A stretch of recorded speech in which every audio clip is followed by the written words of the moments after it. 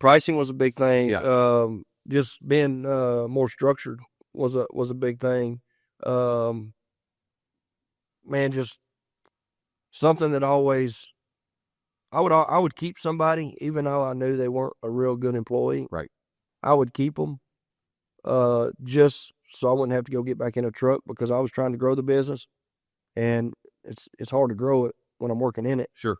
But man, it was always something big to me, and I learned real fast that you got to get rid of that bad employee because they're not going to do anything but bring your other guys down. Yep.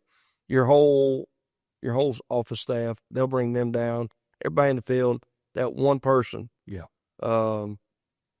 Will bring it. Somebody told me one time, if you have an F employee and you got 10 A employees, yeah, it's hard to bring that F employee up to an A. Yeah. But you can bring those A's down to a D and an F pretty quick. That's right. Yeah. So it's best. That's just something I learned. Yeah. Well, how much turnover have you had since you joined and kind of got that new perspective? Actually had a lot. Yeah. But a few key ones needed. The ones that needed to go, they're gone. Yeah. And my coach told me originally, she said, you're going to lose people. Yeah. She said, that's just part of it. You're going to lose people. Right. But it's the people that need to go so you can rebuild. Right. And that's kind of where we're at right now. I mean, we're still rebuilding now. Sure. We're short 2 plumbers right now. Mm-hmm. But I'm fine with that. Right. Because I've got to find that right guy that's going to come in and do the system the way it's designed to do. Yeah. When you, well, first of all, how are you looking for people? Have you found anything that's been working? I mean, I know you're still looking, but. Man, so in the Shreveport-Bossier area where I'm from, it's hard to find a plumber. Yeah. They're everywhere, don't get me wrong. Yeah. The good ones, they're already working somewhere. They're not looking to leave. Right. So what we've actually done, because we tried all the Indeed and Facebook and all this stuff. We were getting guys calling, but not the people we were looking for. Right. So we've moved over actually to Texas. Okay. And we're trying to recruit from Texas. Wow. Okay. And that was a Jenny thing. She said, "Hey, look, you're not getting them in your state. Let's move to Texas and try to get them there." Yeah.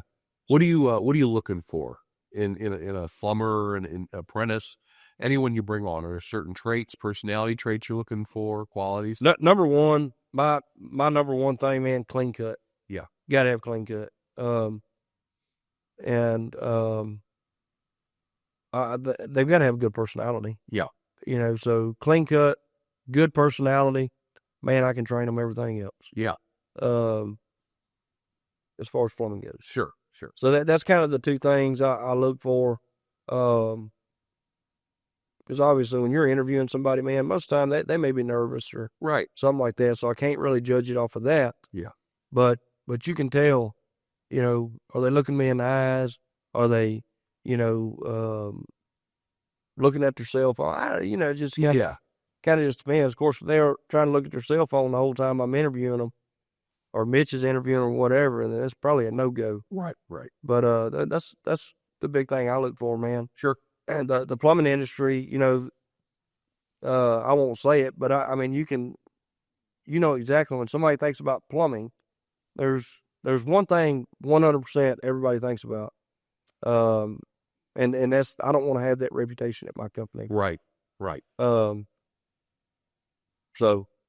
do you know what that one thing is? I'm guessing it's the pants. It is the pants. Yeah.